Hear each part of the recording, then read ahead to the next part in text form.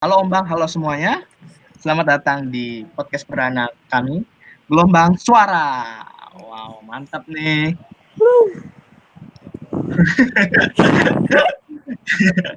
Apa bro? Ya, kali ini nih kita pengen bahas ini nih, kayak bahas feminis nih.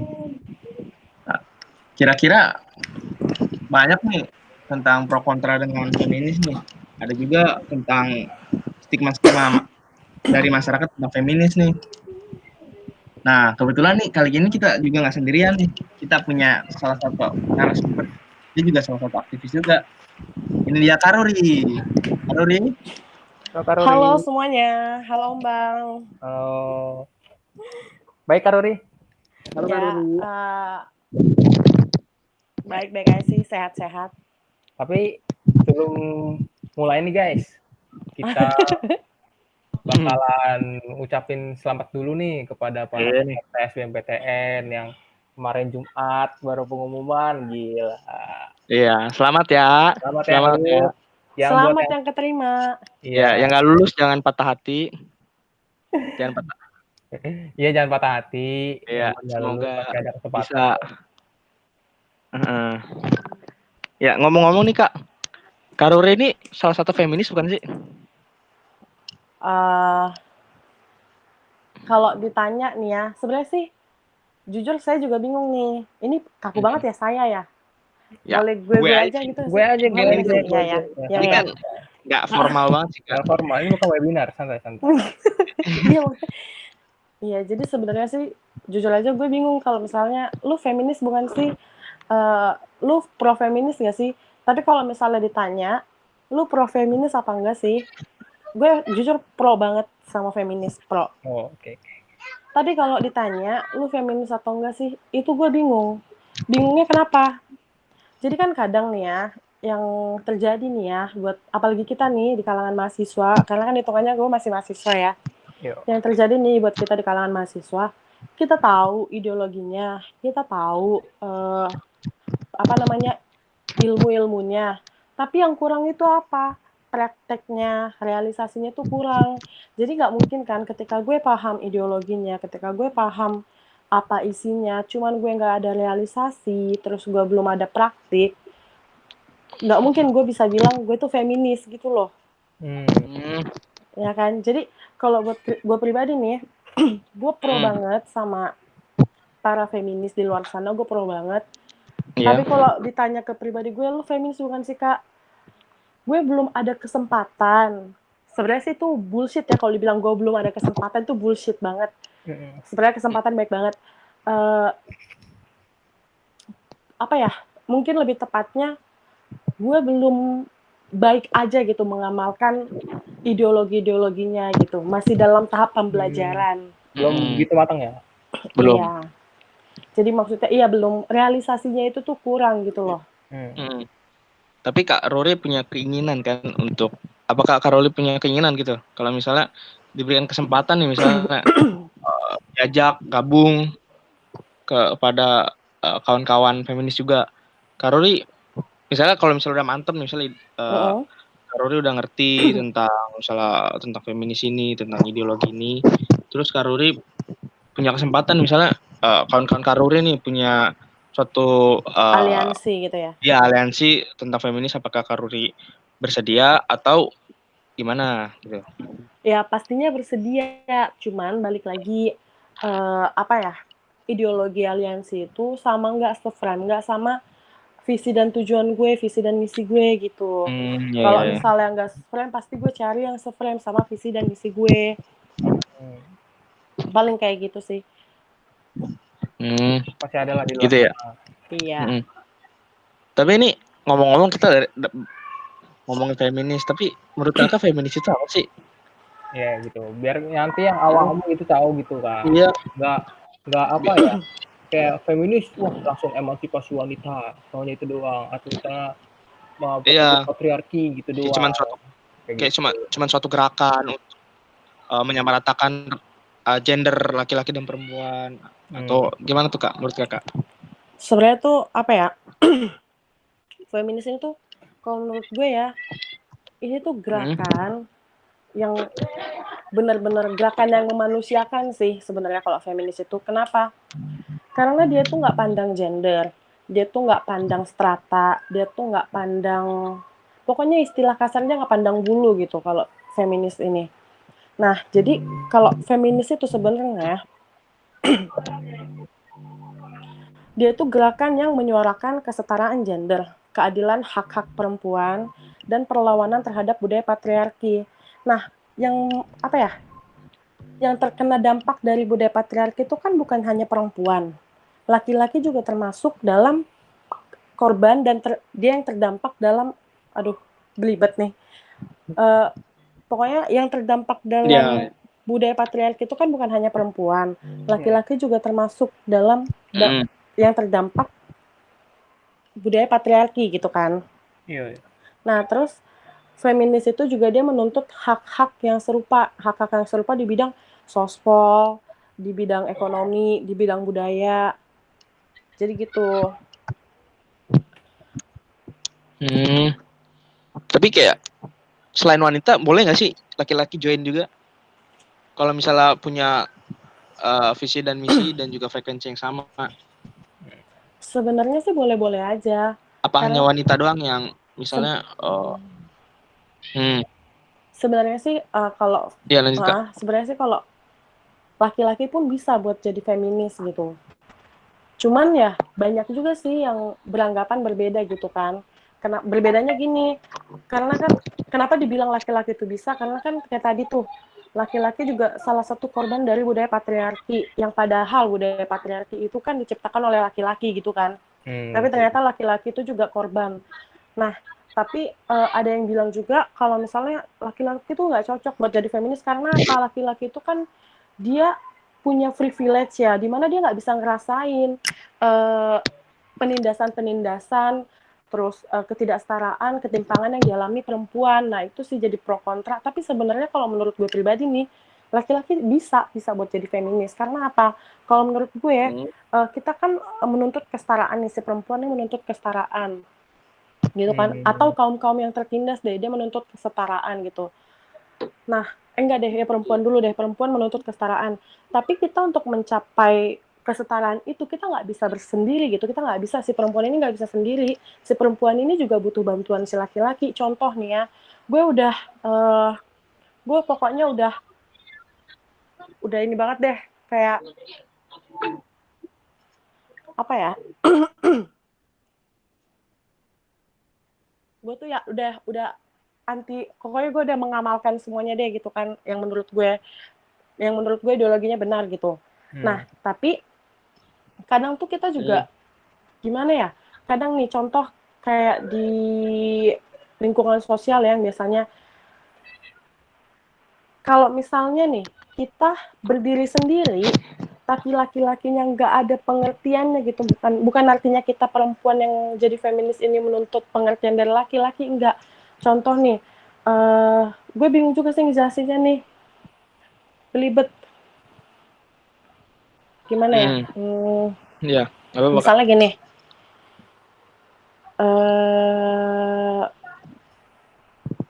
contoh nih ya, kalau si perempuannya nih dia ngaung-ngaungin isu-isu feminis. Nah, kadang kan kalau perempuan ngaungin isu feminis otomatis dia feminis, itulah kan stigma masyarakat gitu kan. Nah, terus dia lagi dalam ruang diskusi kampusnya, contohnya di mana itu ada laki-laki ya. Nah, terus si laki-laki bilang begini, si perempuan nih lagi contoh pengen disuruh ngangkat galon gitu atau semacamnya gitu. Nah, terus si perempuan bilang nggak bisa karena dia nggak kuat gitu. Tapi si laki-laki bilang nih, suka nyeleneh nih jawabannya. Katanya feminis, kok nggak bisa sih ngangkat galon? Katanya nggak butuh laki-laki, kok nggak bisa ngerjain itu gitu kan, bla bla bla. Nah, yang kayak gitu yang bikin kita kayak jadi kayak males gitu. Malesnya gimana? Ya sebenarnya feminis itu bukan kayak gitu, jadi kita juga butuh pengertian dari si laki-laki feminis itu sebenarnya kayak gimana, jangan sampai dia salah pengertian gitu, dan semoga begitu dia paham dia juga sama gitu ngaungin isu-isu feminis gitu. Contoh kecilnya gitu ya, kayak karena kan kalau misalnya nih feminis itu kan walaupun perempuan dan laki-laki menuntut kesetaraan yang sama, jadi kalau misalnya ditanya, laki-laki bisa nggak sih gabung ke gerakan feminis, gitu kan? Sebenarnya ada 2 pandangan yang berbeda sih. Yang pertama nih pandangannya, iya bisa-bisa aja gitu kan, karena kan laki-laki juga salah satu terdampak dari budaya patriarki, otomatis laki-laki juga korban, otomatis laki-laki juga mendapatkan penindasan gitu. Jadi itu bisa mendorong gitu, laki-laki bisa kok untuk masuk dalam gerakan atau aliansi perempuan gitu, gerakan-gerakan feminisme. Tapi pandangan lain berbicara kayak gini, enggak, laki-laki nggak bisa. Kenapa laki-laki nggak bisa? Karena laki-laki nggak bisa merasakan apa yang dirasakan perempuan, apa penindasan yang dirasakan perempuan gitu. Karena apa? Laki-laki kan memiliki privilege. Contoh nih ya, kayak ya laki-laki memiliki privilege daripada perempuan gitu. Nah itu yang membuat kayaknya laki-laki nggak bisa deh ngerasain apa yang dirasakan perempuan. Nah kayak gitu, apa penindasan yang dirasakan perempuan kayak gitu. Cuman kalau menurut gue pribadi sebenarnya laki-laki tuh bisa buat gabung ke gerakan feminisme. Karena apa? Emang sih kalau dibilang laki-laki punya privilege, kenyataannya emang iya laki-laki punya privilege. Cuman nggak menutup kemungkinan, walaupun dia punya privilege, dia bisa nganalisa, dia punya indera perasa gitu, dia punya emosi gitu, dimana dia bisa ngelihat sekeliling, dimana dia bisa nganalisa sekeliling, dimana dia bisa ngelihat mana yang baik dan benar, dimana dia bisa ngelihat mana yang harusnya eh, mana yang kaum tertindas, mana yang tidak tertindas, mana yang eh, mana isu-isu yang perlu diangkat gitu. Kalau menurut gue sih kayak gitu bisa laki-laki, karena dia punya emosional, dia juga punya apa ya, punya otak untuk berpikir gitu. Jadi dia bisa nganalisa, nggak karena dia privilege akhirnya dia nggak bisa ikut gerakan feminis gitu. Itu kalau menurut gue ya. Kalau aku sih setuju sih sama Kak Ruri. Soalnya apa ya, kayak pernah pengalaman pribadi. Soalnya ini dari masyarakatnya sendiri ya. Masyarakatnya sendiri tuh kayak ngasih double standar gitu loh. Kayak double standar, misalnya cowok tangguh, nggak boleh lenje. Terus cowok tuh kayak jantan. Kayak misalnya nih, gua dulu nih pernah nih, gua nggak tahu ya nih ngerasa leceh apa enggak ya. Tapi gua rasa sih leceh sih. Kayak pas lagi SMA, sering nggak lo yang pas lagi main-main misalnya lagi di belakang nih tiba-tiba kartu kredit kata lubang itu apa, gesek, lo digesek nih pantat tuh gitu-gitu. Itu kan kayak ngerasa. Oh ya. Nah karena ini apa ya, gue awalnya pengen ngelapor kan gitu sama kayak ketua kelas, nggak ketua kelas sih, kayak wali kelas kayak gitu. pengen Tapi karena lapor, tapi karena apa ya, gue tahu gitu sih ada double standard di society gitu. Iya. Kalau misalnya kalau misalnya gue cepu gitu, nanti langsung bilang, jadi badan doang gede tapi ngelapor gitu. Dicengin kan? Iya kayak gitu. Kan? Karena ada double standard itu yang buat kayak misalnya cowok tuh kayak apa ya, kayak nggak mau ikut-ikutan gitu. Akhirnya banyak cowok yang misalnya mau ngikut feminis tuh malu-malu gitu. Mau ngikut feminis tuh kayak rada-rada nanti dicengin lagi di masyarakat kayak gitu. Kemarin jadi orang-orang misalnya nggak, jadi kayak orang-orang yang misalnya nggak ngerti feminis nih, terus temannya misalnya ngerti feminis dan misalnya cowok nih pengen ikut feminis, tapi karena temannya ini yang karena cuman ngerti feminis itu hanya untuk cewek, nah jadi temannya ini pasti ngatain teman ini, ya lu ngapain sih ngikut itu kan cuma cewek, pancil ya gitu. Kayak gitu tuh akhirnya timbul double standar kayak gitu. Iya gitu. Oh ngerti. Nah jadi kayak itu untuk ini ya, untuk prianya gitu ya, untuk laki-lakinya ya. Iya gitu. Iya itu untuk pria. Sebenarnya sih ya itu dampak dari toxic masculinity juga. Jadi kan ya itu kan, jadi kan si laki-laki ini kan dia tadi kan salah satunya itu dia terdampak dari budaya patriarki kan. Nah dia itu juga kena yang namanya toxic masculinity ya kan. Nah toxic masculinity itu kayak gimana? nih kita nih dari lahir, kita kan hidup di negara yang berpikiran secara tradisional gitu ya. Tuh, ya kan? Iya, Jadi kita itu hidup di negara yang masih berpikiran tradisional gitu. Di mana laki-laki itu harus dituntut maskulin, perempuan itu harus dituntut feminim gitu kan. Nah, kayak tadi nih double yang masuk ke double apa? double standard. Ya double standard gitu. Jadi si laki-laki ini tuh ya dia tuh harus dituntut maskulin gitu. Dia dituntut maskulin sehingga dia tuh memendam emosinya gitu. Ya kalau misalnya dia mau sedih, kalau misalnya dia ingin mengekspresikan emosinya itu tuh larangan besar gitu. Kayak contoh mau nangis. Kalau laki-laki kan ada tuh kayak narasi-narasi laki-laki nggak boleh nangis, laki-laki nggak boleh cengeng gitu Ya, kan. lagu Superman tuh. Iya. Ya kan. Sedangkan Iya. yang ikut feminis ini kan otomatis mereka yang memiliki emosional. Karena apa? Kenapa dibilang mereka yang memiliki emosional? Karena mereka bisa menganalisa gitu. Karena juga mereka punya rasa gitu. Mereka punya indera rasa gitu kan. Dimana gue merasa tertindas. Nah, sedangkan si laki-laki dia tuh dituntut maskulin sehingga rasanya itu mati gitu kan. Rasa emosionalnya itu dipendam gitu. Sehingga kalau dia mengekspresikan emosinya, dia itu udah keluar dari itu lingkup maskulin itu, tuntutan maskulin itu gitu. Dia udah nggak maskulin lagi, dia dianggap nggak kece, nggak cool, nggak keren, kayak gitu kan. Iya, banyak Nah tuh yang itu, kayak gitu. nah itu tuh dampak toxic masculinity itu juga termasuk dampak dari konstruksi sosial yang ada. Gitu tuh. Nih, kalau aku nih berdasarkan data-data yang aku dapat nih, banyak banget nih yang persepsinya itu kayak skeptis gitu sama para feminis nih. Kayak misalnya ini langsung dari Vice Indonesia. Ini Dari benar, Vice ya. Vice ini mah pasti akurat dong, nggak mungkin hoax. Sebanyak 50% lelaki Gen Z dalam sebuah survei mengaku muak dengan feminisme. Nah, mereka yang anti meyakini feminisme menghambat kesuksesan laki-laki, katanya mereka gitu. Jadi para feminis nih menganggap para Gen Z ini nih menganggap para feminis itu menghambat kesuksesan laki-laki gitu tuh, Kak. Menurut Kakak ini gimana nih, Kak? Para laki-laki menganggap feminis itu menghambat kesuksesan laki-laki. Kayak misalnya nih kerja awalnya cuma laki-laki doang. Dulu kan kerja kan kayak pride-nya sebuah laki-laki nih. Nah, gara-gara feminis ini kan feminis kan menuntut kayak misalnya cewek juga bisa kerja kayak gitu-gitu kan.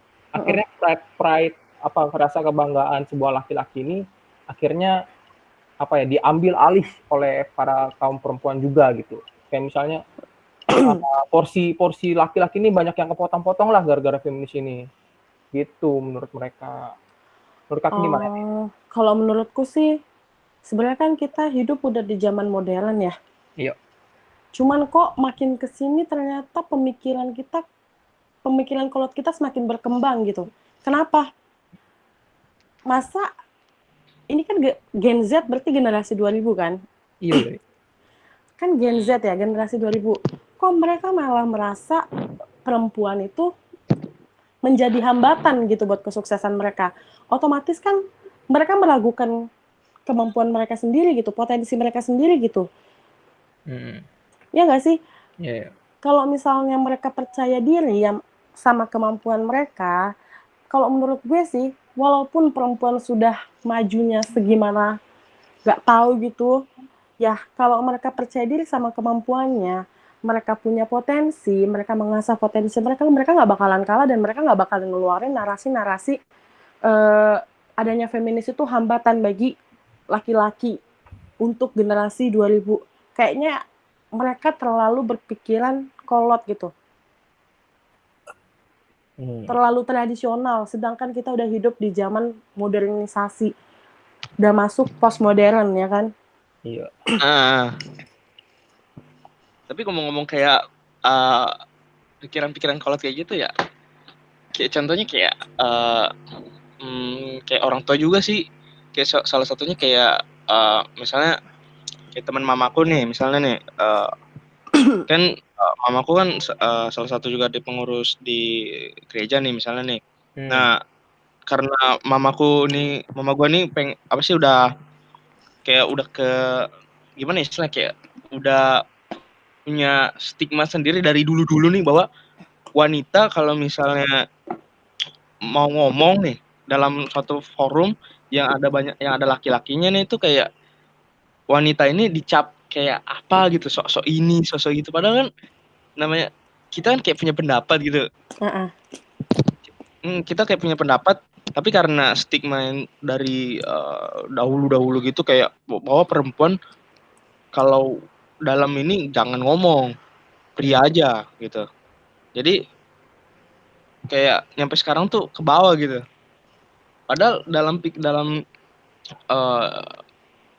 dalam kepala sih pengen ngomong gitu. Cuman gara-gara stigma itu ya jadi terhambat gitu sih. Oh, paham. Gitu. Itu ini sih, apa ya namanya ya? Yaitu konstruksi sosial. Dan konstruksi sosial kita tuh yang paling kecil terbentuk dalam keluarga gitu. Jadi nih, contoh lah ya, kita dalam satu keluarga ada dua anak nih. Yang satu laki-laki, yang satu perempuan. Nah, si yang laki-laki dia sering kali tuh diberikan kebebasan dalam mengambil keputusan. Gitu contoh. Kalaupun contohnya dia mau main malam boleh. Dia pengen ngambil, kalau misalnya di SMA nih ya, dia dalam lingkup akademisi gitu ya. Si laki-laki pengen ngambil IPS boleh gitu contoh. Si perempuan jangan IPS, kalau bisa IPA. Contohnya kayak gitu ya. Nah, kalau mau ngambil jurusan pun di kuliah, si laki-laki pengen ngambil teknik, oh boleh gitu. Karena itu menunjukkan maskulinitas kan. Tapi kalau si perempuan dia pengen ngambil pilihan yang lain yang di luar dari konteks feminim, dia nggak dilarang gitu. Contoh dia mau ngambil teknik gitu, janganlah kamu ngambil yang ini aja, ngambil guru-guru gitu kan, biar nanti bisa jadi PNS gitu. Atau ngambil ekonomi lah, itu kan cocok gitu ekonomi, kamu kan rapi, telaten gitu kan. Nah, jadi apa ya, si perempuan ini bahkan orang tua kita juga mungkin nggak menyadari kalau mereka itu terkungkung gitu, terkungkung dalam budaya, dalam konstruksi sosial itu. Karena apa? Karena udah mendarah daging gitu. Jadi mereka tuh udah nggak sadar kalau misalnya, oh ternyata ini tuh salah gitu. Jadi kalau ketika mereka ngelihat perempuan itu speak up di depan umum, itu suatu hal yang aneh buat mereka. Karena selama mereka hidup, selama mereka berumur, hidup, bernapas, sebagai perempuan, mereka tuh nggak pernah mengambil keputusan sendiri. Mereka selalu bertanya dulu sama ibunya, contoh dia punya ibu, sama ibunya, "Bu, baiknya gimana ya?" Terus belum lagi ibu, belum lagi bapak, "Pak, baiknya gimana ya?" Kalau dia punya saudara laki-laki yang lebih tua, "Bang, baiknya gimana ya?" Jadi dia tuh nggak diberikan gitu kebebasan untuk memilih keputusan gitu yang baik buat dia. Jadi segala sesuatunya, ya gimana baiknya orang tua gue aja deh, itulah istilahnya. Jadi kalau misalnya perempuan speak up depan umum, itu suatu hal yang jarang dan itu suatu hal yang aneh dilihat masyarakat. Gitu. Gitu kira-kira. Nih, aku masih ada data lagi nih, Kak. Ya. Berdasarkan dari jurnal ilmiah dari Universitas Pendidikan Indonesia. Wah, gila. UPI nih, UPI. Nah, banyak nih anggapan-anggapan nih yang tidak mengenakan kepada feminis. Satu, feminis dianggap mengambil porsi kekuasaan laki-laki. Tadi sudah. Terus yang kedua, memiliki efek negatif kemajuan budaya kontemporer yang dianggap bersumber dari feminis, seperti kebebasan hubungan seksual, perceraian, pakaian minim, dan sebagainya. Kan feminis kan, sebelum ada feminis kan pakaian para wanita itu kan kayak tertutup banget tuh. Terus kayak misalnya sebelum ada feminis kan kalau misalnya mau punya anak atau tidak punya anak, kayak nggak boleh gitu loh. Misalnya kalau misalnya udah ada suami istri, wah kudu wajib punya anak gitu. Sekarang kan berkat masuknya sebuah feminis kan kalian mau punya anak atau tidak punya anak itu udah urusan kalian gitu. Nah menurut kakak ini gimana? Soalnya banyak nih kayak apa budaya-budaya zaman dulu ketika ada budaya baru langsung shock kayak kultur shock gitu loh. Hah, apa nih? Kok begini? Gitu. Menurut kakak gimana nih kak? Kalau menurutku ya masalah pakaian nih ya, sebenarnya kita nggak tahu sih, bingung gue juga. Karena gimana ya? Ini tadiku, tiba-tiba gue, ntar saya. Pokoknya senyamannya aja ya. Ya, sepede Enjoy aja, enjoy. Seenaknya Ya. dah. Jadi gini nih, kalau misalnya nih, dulu nih kalau ditanya nih, dulu padahal sebelum adanya feminis di Indonesia, perasaan pakaian perempuan Indonesia tertutup. Mana ada, kita bisa lihat gitu di pakaian tradisional dulu gitu. Tradisional Lainnya kita yang belum mengalami modernisasi gitu. Sekarang kan udah mengalami modernisasi kan. Lah kalau dulu apa? Perempuan Jawa pakai kemben. Iya, tahu. Iya, perempuan Jawa pakai kemben lah, belahan dadanya kelihatan. Di mana tertutupnya ya? Iya sih betul. Iya, terus kita apa? Mandi di sungai bareng-bareng. Laki-laki lalu lalang. Ya gimana coba? Ya kalau sekarang kita di kamar mandi aja banyak aja cara buat ngintip gitu. Ini di sungai kita mandi ramean di sungai pakai apa namanya? Rambut dikonde, otomatis bahu terbuka, pakai kemben segala macam, ramean. Laki-laki biasa-biasa aja. Betul. Tapi kenapa sekarang ini dalam konteks Jawa ya, belum lagi maksudnya di daerah-daerah lain gitu. Cuman kalau misalnya kita ngelihat nih, kita mengeneralkan nih ya, pakaian tradisional dulu di Indonesia terbuka-terbuka, iya terbuka-terbuka kok. Jadi kalau misalnya ditanya nih, perasaan dulu sebelum ada feminis, perempuan Indonesia pakaian terbuka-terbuka, nggak gitu deh perasaan. Sebenarnya itu tuh otak-otak yang emang, ya dia balik lagi dia konservatif dia. Oh, oke. Dia konservatif. Gen Z yang sotoy kayaknya. Jadi dia kayak gimana ya? Dia nggak ini kali, dia nggak terima, nggak siap untuk menghadapi modernisasi gitu. Karena kalau misalnya ditanya ya, kalau misalnya dibilang Kak, perasaan dulu tuh pakaian perempuan Indonesia tertutup loh. Enggak juga, justru sebelum lu pada lahir, pakaian nenek-nenek lu tuh terbuka. Iya betul. Baru nyadar. Oke. Kita langsung ke ini aja kayak ke data yang ketiga nih. Banyak tanggapan nih.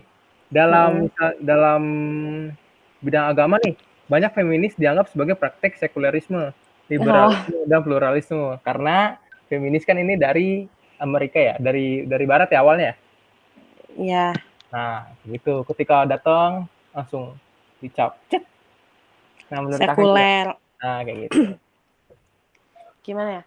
Emang kalau misalnya kita lihat nih ya, kan tadi kan kita bahas apa sih itu feminisme, dia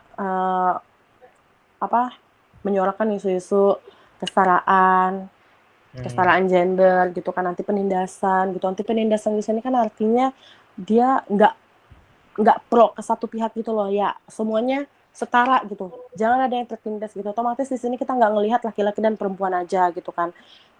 Contoh nih dalam konteks feminis itu kan pro LGBT, dimana kalau kita ngambil dari konteks agama, LGBT itu adalah suatu hal yang dilarang, suatu hal yang tidak boleh dilakukan gitu kan. Itu dalam konteks agama kan. Jadi kadang kalau misalnya kita pro feminis atau kita feminis, kita dianggap oleh masyarakat tuh kita gerakan yang radikal gitu, kita gerakan yang sekuler gitu. Karena apa? Kita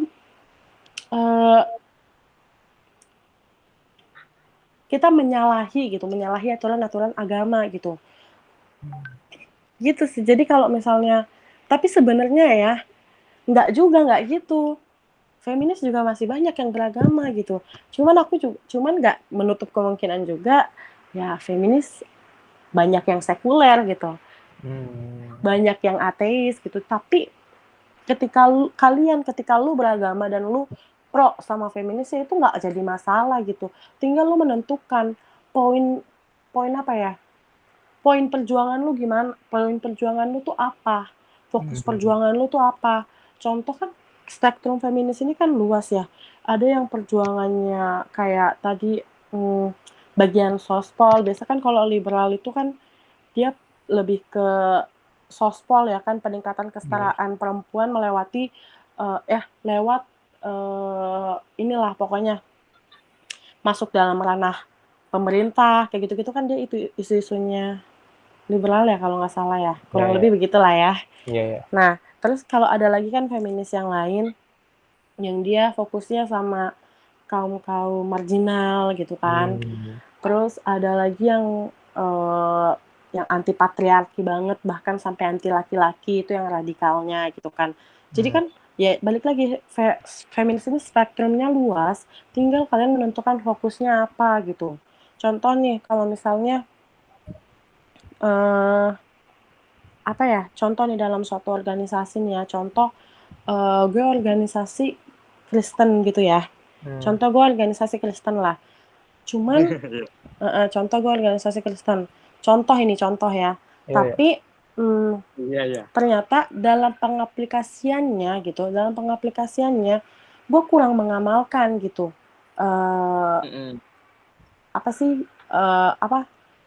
Norma-norma agama gitu.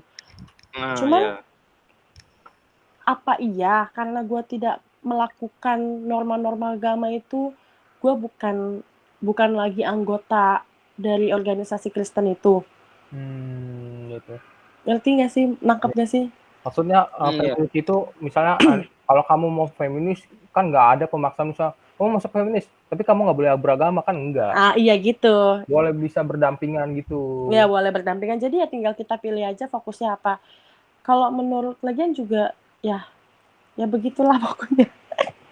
Kayak I see. Iya, kira-kira begitulah. Jadi ya kalau misalnya menurut lu kalau kita juga bisa sih namanya biasanya nih yang udah masuk lingkar-lingkar gerakan kayak gitu kan, kita yang udah bisa berpikir secara dewasa ya. Kita yang bisa menentukan pilihan kita juga gitu. Kita juga yang bisa menentukan mana yang baik dan buruk gitu. Kita juga bisa menentukan dampak positif dan negatifnya buat kita pribadi gitu kan. Jadi kalau misalnya nih kalau dibilang feminis boleh beragama, iya feminis boleh beragama. Feminis beragama boleh pro LGBT, itu balik lagi ke pilihan dia pribadi. Tergantung cara masing-masing ya. Iya, karena gimana ya? Ya Tuhan aja sebenarnya bingung juga sih. Bisa masuk ke ini sih, ke konteks ini, Tuhan aja maaf kenapa kita manusia ini sih pada risih, saling ngejudge segala macam, saling ngejudge mana yang baik dan benar, sedangkan Tuhan aja maaf kok. Jadi ya kita tinggal, kalau misalnya gue pribadi sih dia lu pro LGBT lah, kan kalau di Kristen nggak boleh gini-gini. Contoh kayak kasus Sodom Gomora gitu kan, ya itu balik lagi ke diri gue pribadi, tapi bukan berarti gue pro LGBT, gue udah nggak percaya sama Tuhan Yesus gitu, contohnya sama Tuhan gue gitu kan. Yang nggak gitu juga, ya balik lagi ya, kalau menurut gue itu maksud gue bukannya hal yang baik ya, menurut gue itu sesuai dengan kenyamanannya mereka yang melakukan LGBT, ya udah itu hak mereka gitu, lebih ke situ. Itu hak mereka gitu, itu keputusan mereka. Ya mereka ngejalanin hidup, ya mereka ngelakuinnya senyamannya mereka gitu. Ya kita nggak maksudnya lu berkontribusi apa sampai lu bisa ngejat, sampai lu makan gitu ya. Istilahnya kayak gitu. Ya itu kan hidupnya mereka, ya udah. Iya. Take it slow gitu, take it easy gitu. Terus nih Kak, banyak nih masyarakat nih yang bilang ini dikit-dikit feminis nih, misalnya kayak kasus tau Kak ya, kata misalnya yang di Twitter tuh yang kata dia ada cewek nih, dia suami istri nih, setiap hari istrinya masakin buat suaminya nih buat kerja. Di posting kan di Twitter kan, terus malah diserang gitu kan. Iya.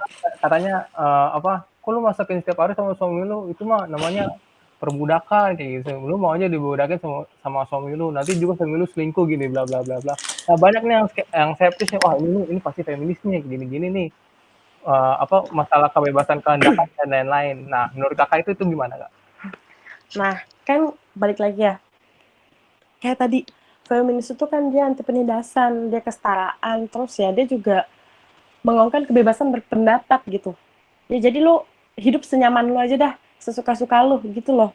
Tanpa harus tanpa harus berdampak negatif bagi yang lainnya gitu loh. Jadi kalau lu punya keputusan, ya udah lu pertanggungjawabkan, tapi nggak usah kayak contoh nih ya, kan banyak nih stigma nih, feminis nih seks bebas gitu kan, contoh ini ya kan, ya kenyataannya nggak gitu juga gitu, cuman ini kan stigma masyarakat gitu, stigma kolot masyarakat, feminis nih seks bebas gitu, ya dia yang seks bebas kalau dia nggak mempengaruhi lu, kalau dia nggak berdampak negatif buat lu, ya kenapa gitu kan. Nah kalau misal dalam kasus konteks yang viral di Twitter itu, yang seorang ibu rumah tangga eh, apa namanya memasakkan setiap hari untuk suaminya, menyiapkan bekal setiap hari untuk suaminya, ya itu kan pilihan dia. Contoh nih ya, banyak juga kok feminis yang ibu rumah tangga. Bukan berarti kalau dia feminis artinya dia nggak masak. Bukan berarti kalau dia feminis artinya dia nggak menikah. Bukan berarti kalau dia feminis artinya dia nggak menyusui. Bukan berarti kalau dia feminis dia nggak melahirkan. Nggak gitu sebenarnya. Jadi kalau misal, ya itu semuanya pilihan kita pribadi gitu. Dan kita juga yang pro feminis dan feminis harusnya kita menghargai keputusan mereka gitu. Karena itu keputusan buat mereka. Contoh kalau misalnya ada dua pilihan, dia mau jadi ibu rumah tangga atau dia mau jadi wanita karir. Nah, itu balik lagi ke kehendak dia, pilihan dia, lu maunya jadi apa gitu. Tapi kita yang sebagai pro feminis atau feminis ini, kita nggak bisa bilang, wah lu masih terkungkung lu sama konstruksi sosial yang ada gitu. Wah lu budak suami lu. Wah lu istri tapi dijadiin ART lu. Yang nggak gitu juga, ya itu mah namanya, masa iya sih sesama perempuan kita menjatuhkan. Kalau menurut kita kalau menurut kita memiliki ilmu yang cukup, ya kita ini dong, kita advokasi dong, maksudnya buat mereka-mereka yang merasa, justru nih harusnya nih ya, feminis yang benar itu bukan jadinya kita anti perempuan, bukan artinya kita jadi anti ibu rumah tangga, bukan artinya kita jadi anti mereka-mereka gitu, maksudnya mereka-mereka yang masih ada di lingkup konstruksi sosial yang ada, bukan kayak gitu. Seharusnya kita yang feminis dan pro feminis ini, kita yang ngangkat mereka, kita yang ngadvokasiin gitu. Contoh kayak misalnya ada ada istri diselingkuhin gitu ya. Bukan artinya kita mau bilang si feminis mau bilang, lu sih mau nikah diselingkuhin kan lu, yang nggak gitu kan. Ketika lu feminis dan lu pro feminis, ya lu harusnya ngadvokasiin gitu. Contoh diselingkuhin, pengen diceraiin, tapi dia nggak mau cerai karena konstruksi sosial yang ada tentang janda gitu kan. Ya lu advokasiin. Contoh nih, kan banyak banget nih si istri nih kalau misal dalam korban KDRT atau suaminya selingkuh, dia nggak mau cerai karena konstruksi sosial. Kenapa?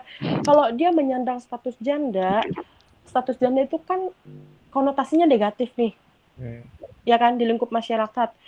Contoh kalau kita bisa cari di Google, pasti kalau kita ketik janda apalah, janda binal, janda apalagi, janda haus, janda apa segala macam, pokoknya konotasinya semuanya negatif. Nah, itu yang membuat mereka takut bercerai dari suaminya walaupun hubungan rumah tangganya udah toksik gitu, udah racun. Nah, kita yang sebagai feminis atau pro feminis ini harusnya ngadvokasiin gitu. Jangan malah menjatuhkan dan meremehkan mereka.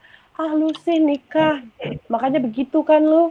Lu sih jadi IRT kemarin, tahu gitu jadi wanita karir, udah bagus hidup lu sekarang, ya nggak gitu. Sama kayak tadi contohnya si ibu rumah tangga, ya lu jangan malah menjatuhkan pilihan dia, itu pilihan dia, dan selama dia bahagia dengan keputusannya ya udah gitu. Gitu tuh. Gitulah kurang lebihnya. Misalnya buat pendengar Obang nih nanti nih kalau misalnya kalian ketemu nih sama cewek nih yang ngaku-ngaku feminis tapi ngomongannya nggak jelas, rancu, itu bukan Feminis KW feminis, kali itu. itu feminazi. Jangan didengerin.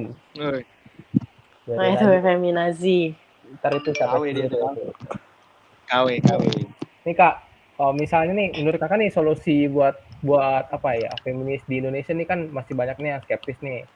Menurut aku nih kalau misalnya feminis nih di Indonesia nih udah mulai ya kayak maksudnya udah mulai didukung itu mulai dari fasilitas nih.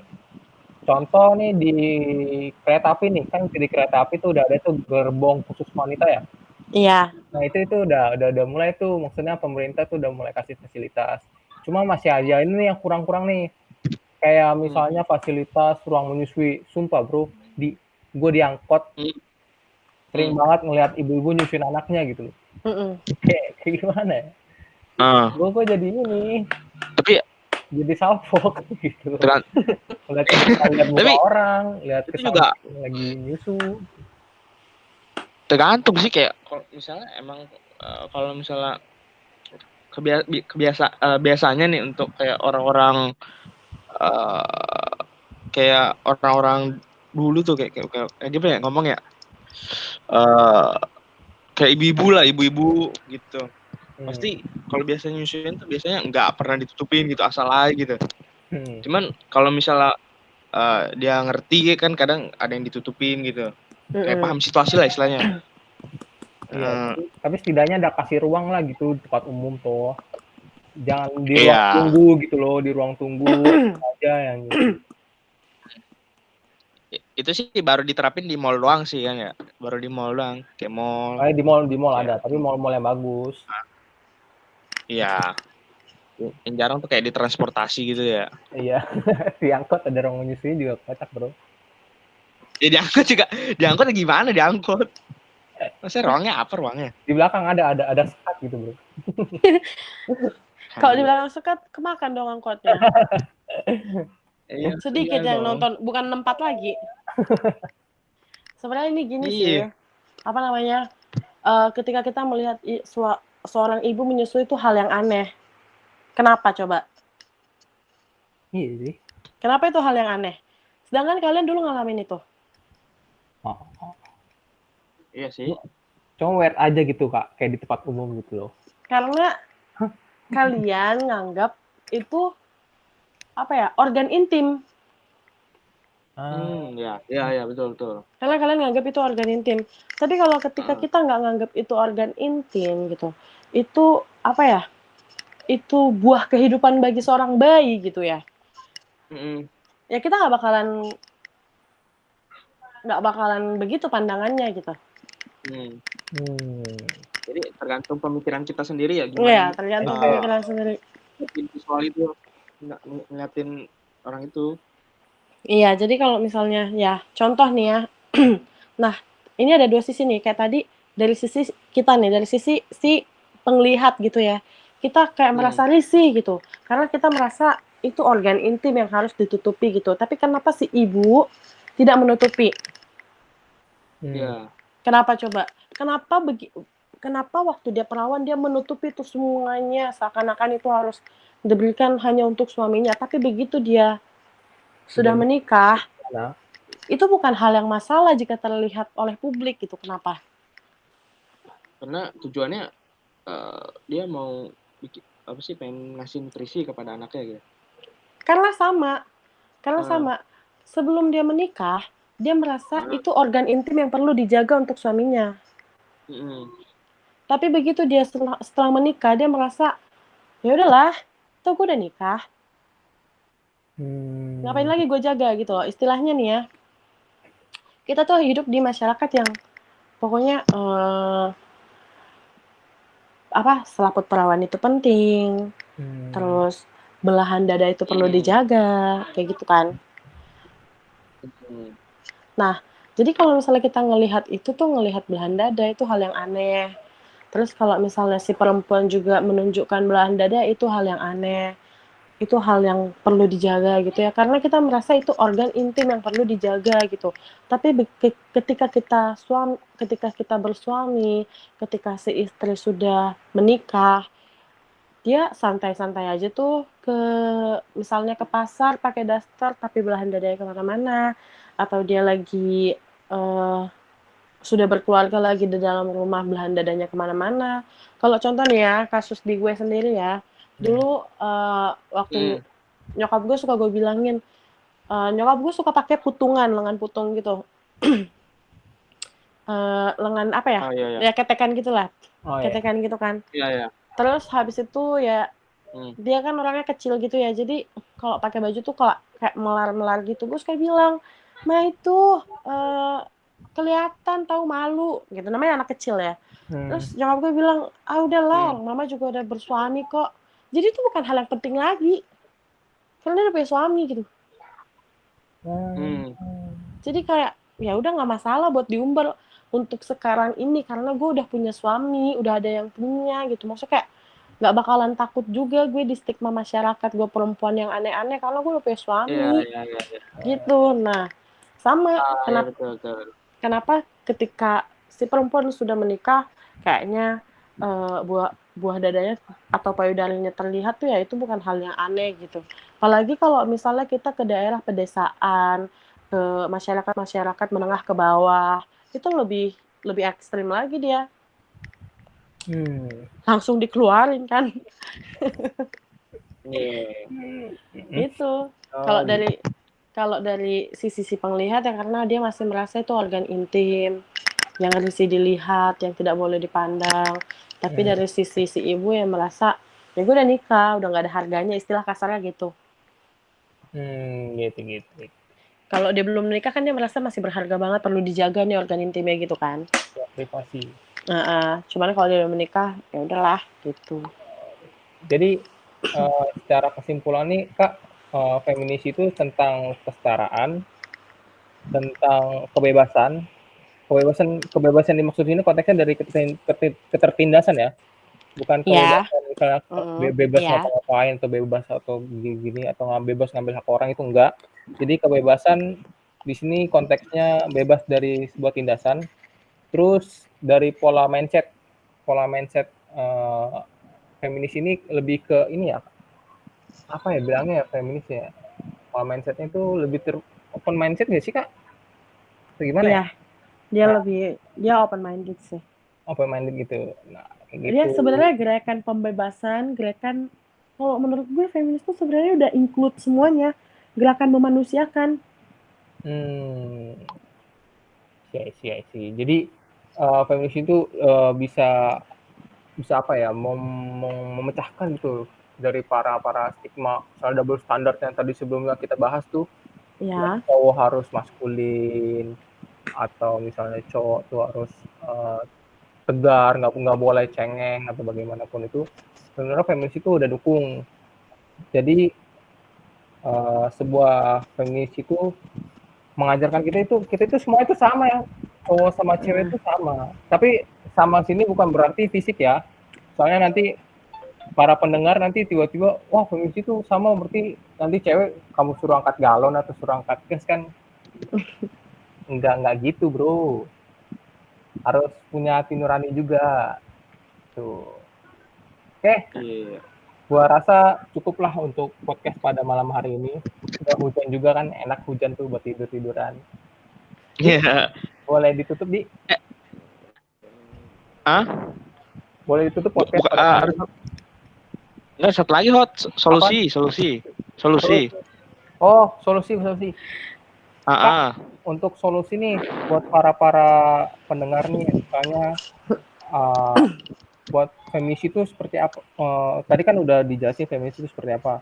Feminis solusi di sini maksudnya kalau misalnya ada orang nih yang punya stigma negatif terhadap para feminis lagi nih, sebaiknya solusinya itu sebagai apa Kak? Apa langsung diomelin aja atau gimana? Sebenarnya nih kalau misalnya ada masyarakat yang berstigma negatif sama feminis ya, bagusnya nih kita kan udah kolot nih di negara kita nih ya konteksnya. Di negara kita nih ya, udah kita berpikirannya kolot, tradisional, terus kita juga reaktif gitu. Harusnya ya kita dalam menilai sesuatu ya kita pelajari dulu gitu. Jangan langsung berasumsi ini gerakan radikal, ini gerakan sekuler, ini gerakan apa? Gerakan ya semacam kayak gitulah. Harusnya kita cari tahu dulu feminis itu apa sih? Kenapa sih mereka anti patriarki? Emang patriarki itu apa sih? Emang apa salahnya patriarki? Kayak gitu loh. Jangan karena kan feminis ya, apalagi kalau di Twitter ya. Patriarki lo, patriarki lo, patriarki langsung dibilang kan apa sih namanya? Ada feminis, ada feminis, ada feminazi. Tapi kalau di Twitter kan dia seringnya feminazi kan. Bahan ceng-cengannya feminazi kan. Meme-nya Sering. Iya, bahan ceng-cengannya kan feminazi kan. Sedangkan feminazi itu kan artinya berbeda ya. Maksudnya itu kan bahan bentuk satiran untuk feminis yang inilah yang apa ya, yang menyalahi aturan feminis itu sendiri, yaitu kesetaraan ya kan. Padahal kita setara, bukan cowok cewek menjadi lebih tangguh dari ini ya, lebih besar daripada laki ya. Ya, kayak gitu kan tuh feminazi. Sebenarnya sih ya feminazi, kan ada feminazi, ada juga feminis radikal ya kan. Kalau feminis radikal itu kan sama sebenarnya juga anti laki-laki, tapi dia nggak yang semua apa ya namanya ya, gimana ya ngejelasinnya. Kalau feminazi itu dia lebih ekstrim gitu loh, nindas laki-laki.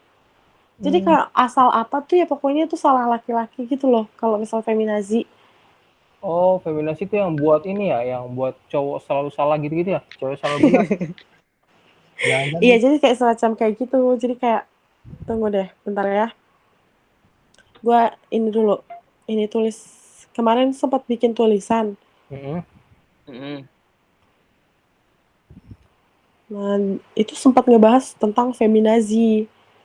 Nah, jadi kayak feminazi itu dia tuh terminolog peyoratif. Dia tuh bentuk sindiran gitu buat gerakan feminis.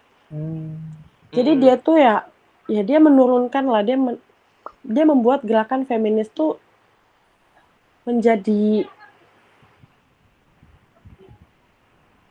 ya anggapan yang negatif gitu. Kenapa sih feminazi maksudnya gimana ya? Kenapa sih feminis dianggap feminazi gitu? Karena feminazi itu dia tuh pengennya tuh perempuan selalu ada di atas gitu. Perempuan selalu ada di atas laki-laki. Dan feminazi itu beranggapan dia tuh nggak membutuhkan laki-laki sama sekali. Nah, dalam apa ya? Dalam prosesnya feminazi juga kalau menghakimi laki-laki tuh bukan apa ya? Udah nggak main-main gitu. Jadi dia tuh bukan cuman, kalau feminis kan biasanya dia tuh melawan budayanya, budaya patriarkinya. Tapi kalau feminazi ini dia udah bukan melawan budayanya lagi, melainkan si laki-lakinya gitu. Sedangkan yang kita tahu si laki-laki itu juga kan korban dari budaya patriarki gitu. Jadi itu sih ada feminis itu melenceng gitu loh. Cuman dia berbeda dengan feminis radikal. Kalau feminis radikal apa tuh, Kak? Jadi kalau feminis radikal itu dia menedakan supremasi laki-laki. Dia masih tapi tidak menggantikannya menjadi supremasi perempuan. Nah, kalau feminazi seakan-akan dia ingin menghapuskan supremasi laki-laki dengan menggantikannya dengan supremasi perempuan. Oh, kalau feminazi strukturnya itu ya mau dihancurkan. Ya, dia menggantikan patriarki untuk menjadi matriarki gitulah sederhananya. Itu feminazi. Jadi kalau radikal ya penghapusan segala supremasi laki-laki dalam bidang sospol, ekonomi dan budaya. Itu yang radikal. Tetap kesetaraan kan yang diangkat. Jadi dia tidak mengangkat ya udah kita ganti supremasi laki-laki dan supremasi perempuan, gak gitu kalau radikal. Tapi kalau misalnya si feminazi dia mengarah ke situ, patri diganti matri. Cuman feminazi ini sepengetahuanku bukan aliran. Jadi itu balik lagi ke pribadinya gitu yang melenceng. Oh, jadi feminazi itu bukan aliran ya, kayak sindirannya aja gitu ya? Iya, itu bentuk terminolog peyoratifnya aja. contoh nih kayak tadi nih contoh kasus yang di Twitter, ibu rumah tangga yang memasakkan bekal setiap hari untuk suaminya, itu banyak yang bilang, "Masa gini gini gini gini." Nah, itu bukan aliran, feminazi itu bukan aliran, tapi maksud ke oknumnya. Oh, oknum, buat oknum. Iya, dia oknum. Iya, jadi gitu. Nah, back to topik tadi, solusinya kayak gimana pertanyaannya? Jadi solusinya itu kalau misalnya ada masyarakat nih yang masih punya stigma buruk sama feminis Oh nih, iya iya. gitu Pak. Itu Oke sebenarnya deh. itu bagaimana gitu? Apakah kita langsung cap kolot atau misalnya kita langsung bilang, oh itu bukan feminis, itu mah feminazi kali, kayak gitu. Yang Heeh. yang sifat-sifatnya masih resek kayak tadi tuh yang kata ngurusin rumah tangga orang. Ini kalau konteksnya kita yang berhadapan dengan mereka yang nggak tahu feminis itu apa gitu. Ya, ya benar kayak gitu. Jadi kan kalau konteksnya nih kita berhadapan dengan yang mereka nggak tahu feminis itu apa, ya kita kasih tahu pengertian gitu. Kita kasih perasionalan. Kita kasih tahu enggak gitu. Sebenarnya feminis tuh begini loh. Kita arahkan gitu. Kita advokasi gitu. Sebenarnya feminis tuh begini loh. Sebenarnya tuh dia baik. Sebenarnya tuh dia gerakan yang bagus loh.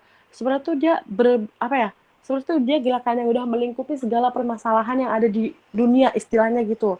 Kenapa begitu ya? Karena dia anti penindasan, karena dia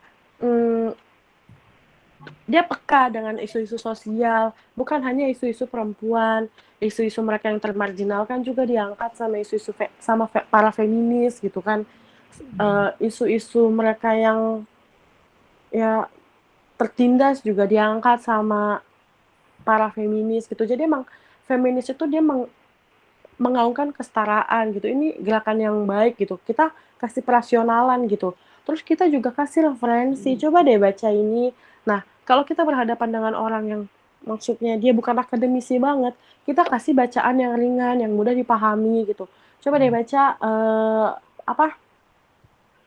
Lupa kalau di Twitter biasanya yang lebih dari satu tweetnya apa namanya? Yang mana? Mana akunnya apa Kak? Ya coba baca artikel-artikel ini deh gitu kan. Kayak ada di Twitter kayak apa namanya? Aku lupa. Ya kayak gitulah pokoknya artikel-artikel yang bahasanya mudah dipahamin gitu kan. Terus kita juga coba kasih tahu apa aja sih isu-isu yang diangkat, kasih maksudnya referensi. Ini loh yang diangkat feminis, gini-gini gini-gini. Jadi dia nggak berstigma negatif sama feminis.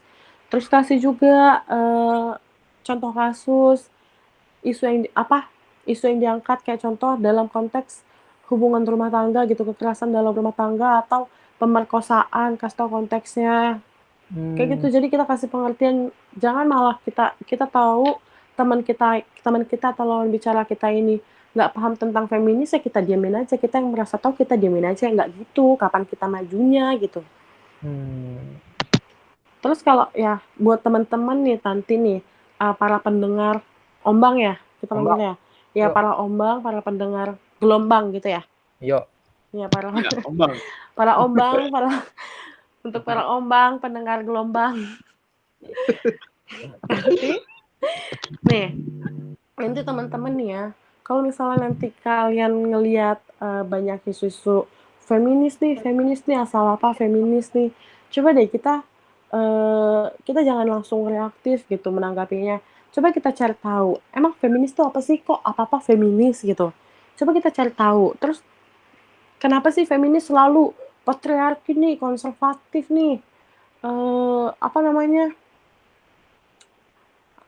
kayak gitulah, kayak gitu nih, patriarki nih. Kadang juga kan gitu kan, matriarki nih karena kita nggak sepakat dengan keputusan laki-laki. Wah, lu ini nih, kita nggak sepakat dengan keputusan laki-laki dan kita menjunjung tinggi keputusan ya kita sendiri gitu, perempuan langsung bilang, wah lo matriarki nih. Kita lebih sedikit dari laki-laki langsung dibilang, wah matriarki nih. Kita sangar sedikit daripada laki-laki langsung bilang matriarki nih. Coba deh dikasih tahu, patriarki itu apa? Maksudnya coba deh kamu cari tahu gitu, para ombang, patriarki itu apa, matriarki itu apa, dampaknya itu apa, terus kenapa itu berdampak bagi kehidupan sosial kita, dan kenapa dampaknya itu negatif gitu, dan kenapa berpengaruh negatif gitu. Jadi kita bisa sedikit demi sedikit terbuka gitu, ternyata feminis itu gerakan yang baik, oh ternyata feminis itu apa ya, bagus loh ada di Indonesia, dan kita patut gitu, dan apa ya, dan kita patut gitu ikut menyuarakan isu-isu yang dicanangkan oleh para kaum feminis, dinaungkan oleh para feminis gitu. Tapi sebenarnya ya, untuk apa ya, untuk tadi ya, untuk kan isu-isu yang dibawakan feminis tadi kesetaraan, kesetaraan kan paling utama, kesetaraan itu kan digarisbawahi kesetaraan. Itu udah include semuanya gitu kan. Sebenarnya kita nggak perlu jadi feminis untuk mengaungkan kesetaraan, untuk memperjuangkan kesetaraan. Karena apa? Pada dasarnya kita manusia juga butuh kesetaraan. Kita yang bukan feminis, kalian yang bukan feminis, Dohot yang bukan feminis, contohnya, atau Pandi yang bukan feminis, tapi kalian kan sama-sama butuh kesetaraan gitu. Nah, dari situ aja itu poinnya, tanpa harus menjadi feminis, kita perlu dan patut gitu memperjuangkan kesetaraan. Jadi nggak perlu jadi feminis gitu untuk memperjuangkan kesetaraan sebenarnya.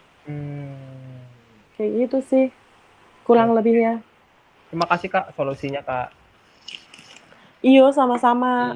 Mas Kak. Kak, wow Di, kayaknya udah 1 jam nih kita menemani para ombang nih. Wow, 1 jam. Tak terasa. Wow, tak terasa 1 jam. 1 jam. Kiranya nih bisa nih kayaknya expand ini. Di, tutup Di. Ya. Ya, Sebelumnya terima kasih Kak untuk Kak Ruri. Untuk Kak Ruri yang telah gabung di acara Gelombang Suara ini. Iya, sama-sama. Halo? Iya, sama-sama. Halo dong. Dengar kan? Iya. Ya. Terima kasih juga telah beri kayak ngasih ilmu juga kepada kita dan juga para ombang-ombang di luar sana lah. Ya. Alhamdulillah, semoga bermanfaat. Amin. Ya mungkin itu aja ya Pak untuk gimana? Ya, tutup. Gimana tuh? Ya, udah. Ya, mungkin ya itu aja ya dari kita. Semoga juga bermanfaat dan jangan lupa juga tunggu podcast kita di lain-lain kesempatan, dan juga semoga dan juga jangan lupa subscribe, like, and comment. Perlu gak sih? Perlu dong. Kayaknya ya. Ya, perlu dong. Oh, perlu. Perlu ya. Oh ya. Jangan lupa. Iya. Share juga lah, share ke grup keluarga, kayak grup mana kayak. Oh, jangan bro, jangan grup keluarga bro. Gak usah. Bahaya bro. Ya. Sampai jumpa. Sekali lagi terima kasih. Sampai jumpa. Sampai jumpa, Ombang.